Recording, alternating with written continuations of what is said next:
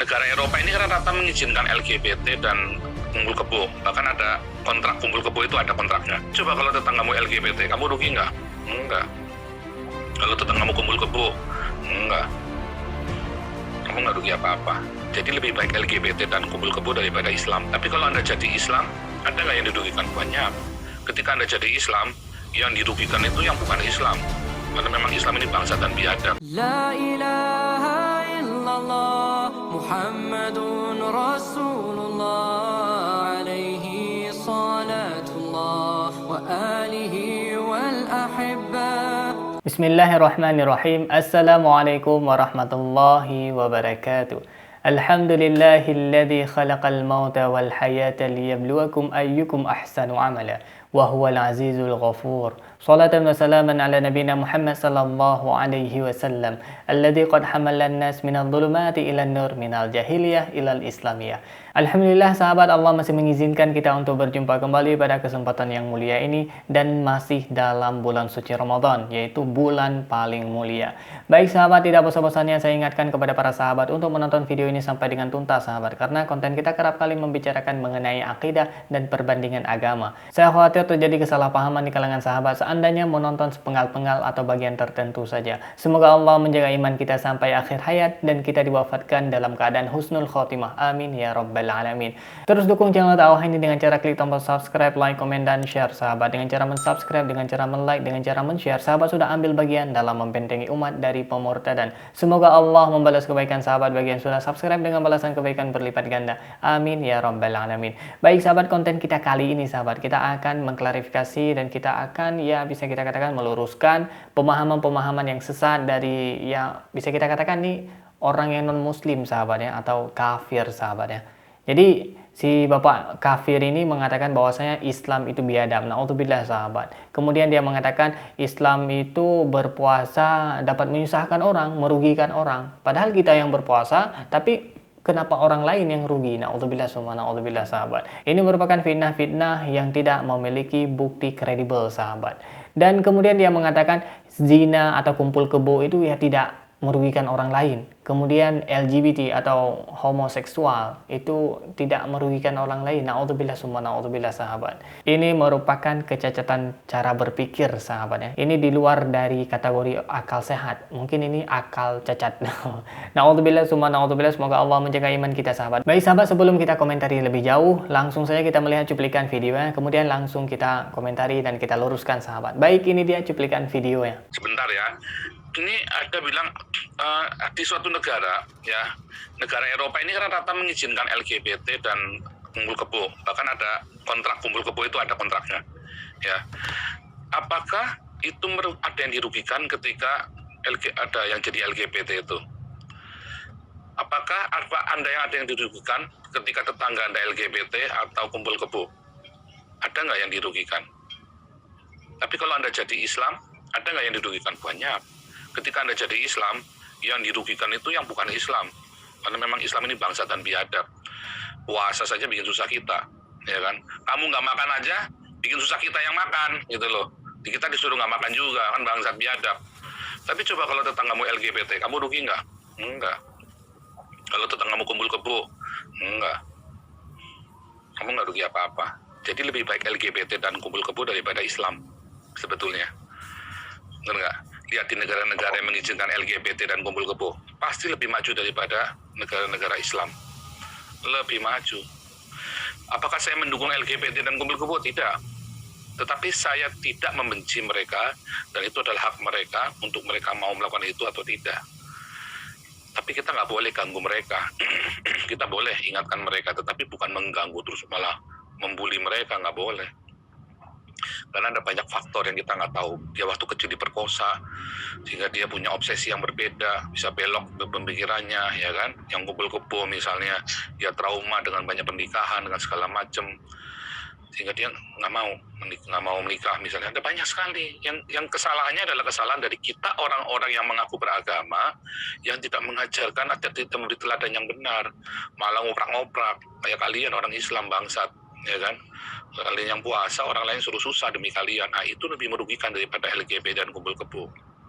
Ya, supaya teman-teman tahu nih yang di live YouTube ini. Nggak ada orang LGBT kalian rugi itu nggak ada.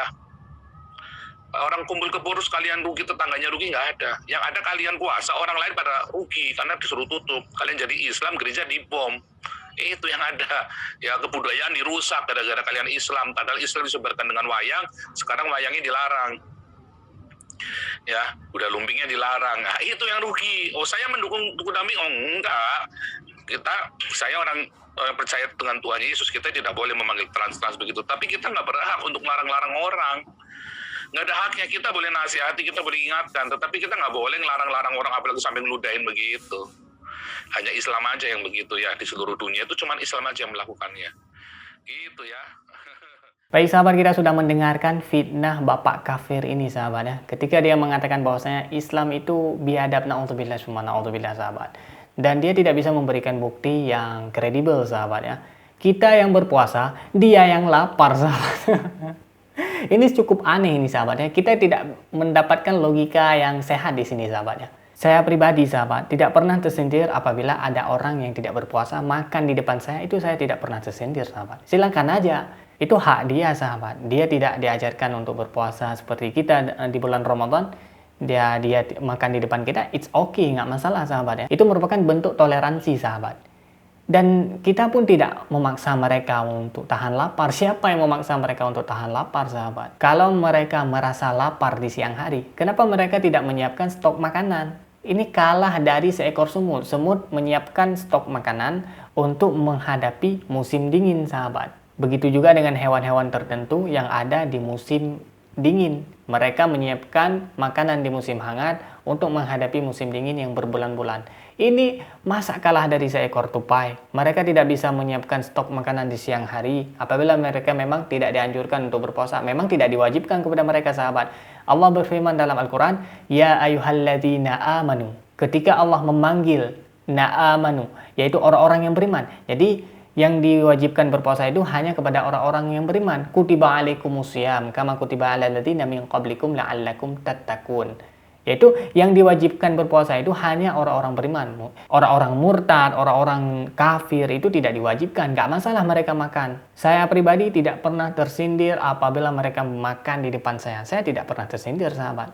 Paling saya tidak melihatnya sahabat. Atau saya bisa membaca buku, atau saya bisa beraktivitas lain.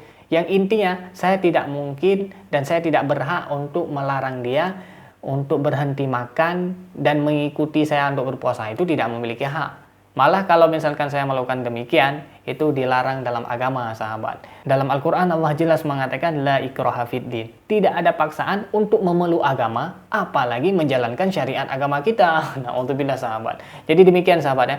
Nah ini yang menjadi menggelitik sahabat ya. Yang menjadi lucunya ketika si bapak kafir ini mengatakan zina itu tidak ada yang dirugikan. Homoseksual atau LGBT itu tidak ada yang dirugikan. Na'udzubillah sahabat. Ini merupakan dosa-dosa yang cukup besar sahabat. Dan kita sebagai umat muslim memiliki amanah amar ma'ruf nahi mungkar. Menyuruh kepada kebaikan, mencegah daripada kemungkaran.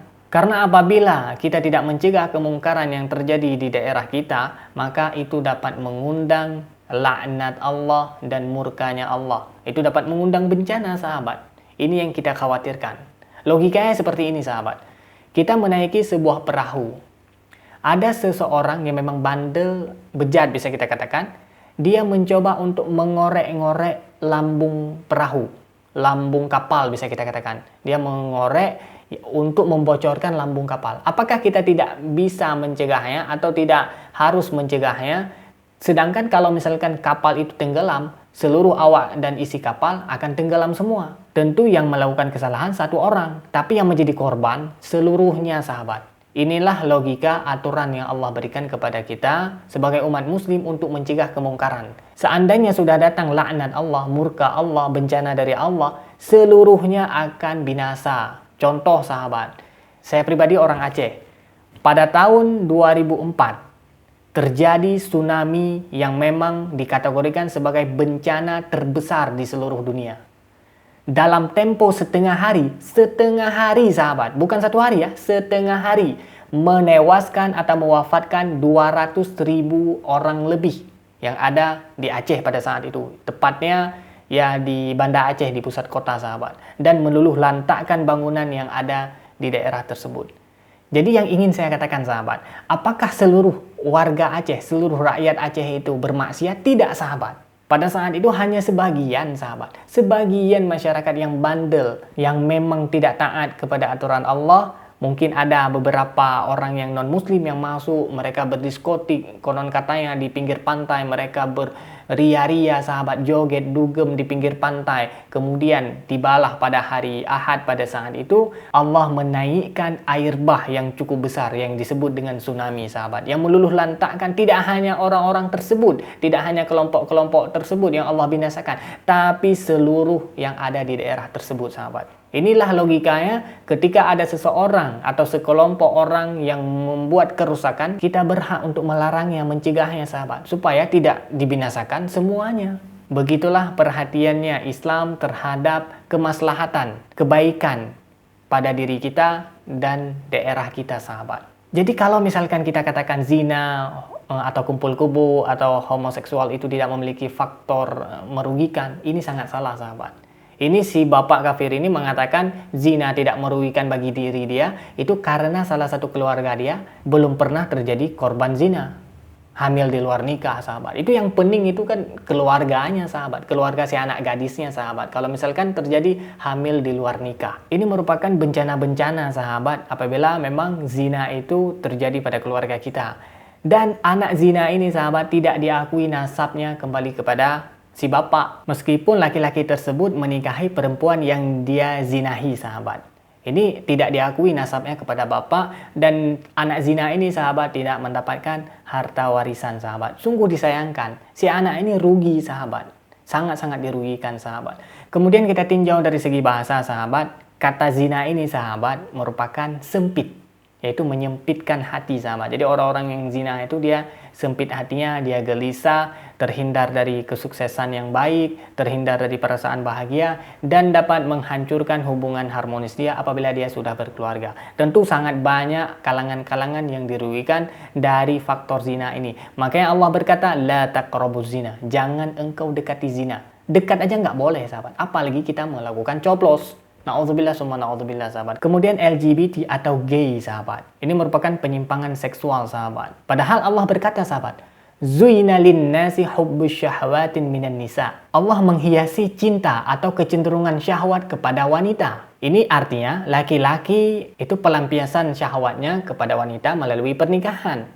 Allah tidak berkata Zuyina linnasi hubbus syahwatin minar rijal. Seandainya seperti itu bunyi dalilnya, bunyi ayatnya, maka ini kita memperoleh kesimpulan bahwasanya bisa saja laki-laki mencintai seorang laki-laki. Ini dalam artian mencintai syahwat, secara syahwat berhubungan biologi sahabat ya. Bukan berarti mencintai sebagai sesama makhluk Allah, bukan berarti mencintai sesama ya hubungan relasi manusia atau hablum minan nas, bukan itu artinya sahabat ya. Ini konteks ayat ini sahabat hubbus syahwat, syahwat terhadap perempuan. Jangan disalahpahami ayat tersebut. Baik sahabat, kemudian saya akan memberikan sedikit bukti yang memang matinya orang LGBT atau gay sahabat itu sangat-sangat tragis sahabat. Seperti salah satu aktivis LGBT, yaitu yang mendirikan komunitas Arus Pelangi, yaitu Bapak Widodo Budidarmo. Penyebab kematiannya sahabat, penyebab dia meninggal sahabat, na'udzubillah summa na'udzubillah, karena HIV sahabat yang terjangkit pada si bapak tersebut, Bapak Budidarmo. Itu kejadiannya pada tahun 2017 sahabat. Kemudian sahabat, tokoh gay internasional atau bisa kita katakan tokoh gay dunia sahabat, yaitu Paul Arduat. Qadarullah meninggalnya, matinya juga pada tahun yang sama, yaitu tahun 2017. Apa penyebab kematiannya sahabat? Kanker anus. Apa itu kanker anus? Kanker lubang pantat sahabat. Na'udzubillah sahabat. Ini merupakan penyakit-penyakit atau konsekuensi yang akan diterima bagi mereka pelaku zina dan pelaku LGBT sahabat. Ini sangat mengerikan sahabat. Kemudian baru-baru ini sahabat, yaitu belum lama akhir-akhir ini, ada penyakit baru yang diderita oleh kalangan LGBT sahabat, yaitu penyakit sarkoma Kaposi. Penyakit ini sangat mematikan sahabat. Dan efeknya sahabat menyebabkan tubuh kita menjadi busuk sahabat. Nanti kalau misalkan ada footage saya akan tampilkan sahabat supaya sahabat bisa melihat ngerinya betapa menyeramkan penyakit ini sahabat. Na'udzubillah, summa na'udzubillah, semoga Allah menghindarkan kita dari penyakit-penyakit yang berbahaya tersebut, sahabat. Maka oleh karena itu, sahabat, dapat kita simpulkan, sahabat, setiap yang Allah larang, setiap yang Tuhan larang, itu memiliki faktor negatif yang cukup besar yang dapat merugikan diri kita pribadi dan orang lain, sahabat.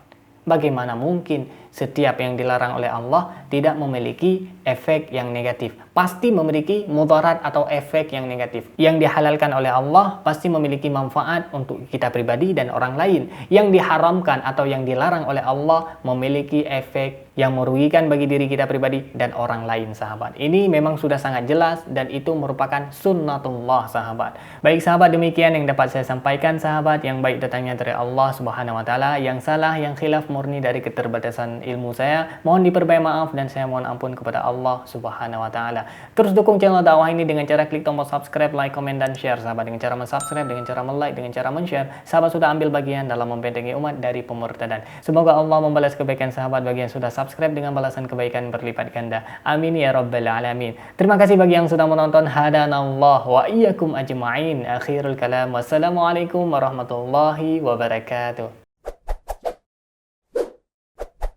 La ilaha illallah Muhammadun Rasulullah alaihi salatullah wa alihi wal ahibba